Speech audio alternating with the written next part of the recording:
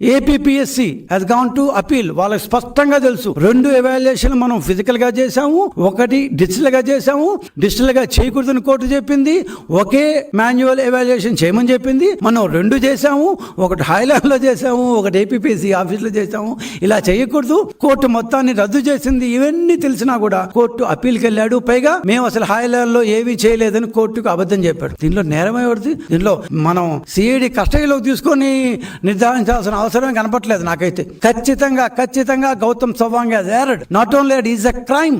అబద్ధం చెప్పారు. ఎంత అబద్ధం అంటే మొత్తం కొన్ని వందల మంది, కొన్ని వేల మంది అభ్యర్థులకు సంబంధించిన విషయంలో కోర్టును తప్పుదారి పట్టించారు. కోర్టు చెప్పినా కూడా కోర్టును తప్పుదారి పట్టించిన ఈ పిఎస్ఆర్ ఆంజనేయులు ఎంతైతే శిక్షార్హుడు, గౌతమ్ సవాంగ్ కూడా అంతే శిక్షార్హుడు. అందుకేనేమో ఆయన సింపుల్ గా ఇది కానీ నేను కంటిన్యూ అయితే ఈ గవర్నమెంట్ వచ్చి దీని ప్రక్షాళన ఎట్లయితే ప్రారంభించే అప్పటికే స్టార్ట్ చేశాం కాబట్టి మనకి ఇక్కడ ఉంటే గ్యారంటీగా ఈ కేసులో ఇరుక్కుంటామని ఆయన నార్త్ ఈస్ట్ నుంచి వచ్చామనుకుంటాను. సో మనం ఇక్కడ ఉంటే గ్యారంటీగా ఇరుక్కుంటాం రా బాబు అనుకుని ఏపీపీఎస్సీ చైర్మన్ పదవికి సగంలోనే రాజీనామా చేసి వెళ్ళిపోయిన బీరువు. ఎందుకంత బీరవత్వం వచ్చింది? ఆయనకి వేరవత్వం ఉండాలి. ఆయనకి is a police officer. He was a police officer. He was a chairman of APPSC, ఒక రాజ్యాంగబద్ధమైన సంస్థ.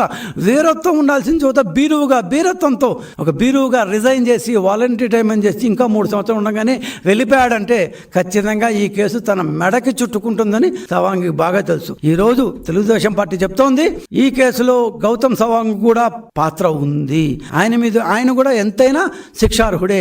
ఈ పూర్తి దీంట్లో గౌతమ్ సవాంగ్ పాత్రను కూడా పరిశీలించి ఎందుకైతే అతను వెళ్ళిపోయాడు, దగ్గర నుంచి స్టార్ట్ చేస్తే బ్యాక్ వెళ్తే ఎందుకు అబద్ధం చెప్పాడు, ఏపీపీసీ ఎందుకు దాచిపెట్టింది, కోర్టుకి ఎందుకు వాస్తవం చెప్పలేదు, కోర్టుకి ఎందుకు అబద్ధాలు చెప్పారు, అబద్ధాలు చెప్పి కోర్టును ఎందుకు తప్పుదారి పట్టించాల్సిన అవసరం ఎందుకు వచ్చింది, ఏ అధికారి, ఏ నాయకుడు, లేకపోతే రాష్ట్ర స్థాయి నాయకుడు, దేశ స్థాయి నాయకుడు, ఎవరో వాళ్ళ పార్టీ నాయకులు ఎవరో తెలీదు, ఆ రోజు అధికారంలో ఉండేవాళ్ళు ఎవరు నిన్ను వెనక నుండి ఈ పని చేయమన్నారు మిస్టర్ గౌతమ్ సవాంగ్, ఈ విషయం నువ్వు పోలీసులకు చెప్పాల్సిన అవసరం ఉంది. As a sincere police officer selected for the post of DGP అయ్యేదాకా అందరూ మిమ్మల్ని బాగా గౌరవించారు. కానీ డీజీపీ అయిన తర్వాత మీ యొక్క దీన్ని చాలా ప్లస్ అండ్ మైనస్లు చాలా ఉన్నాయి. అవన్నీ పక్కన పెడితే ఆ ప్లస్ అండ్ మైనస్లు అధికారంలో భాగంగా వచ్చాం అనుకున్నాం. కానీ ఇంతమంది విద్యార్థుల యొక్క భవిష్యత్తు, విద్యార్థుల యొక్క జీవితాలతో ఆడుకునేందుకు మీకు సిగ్గనిపించలేదా? Don't you feel ashamed? 3 సార్లు ఎవాల్యుయేషన్ చేసి కోర్టుకి అబద్ధం చెప్తారా?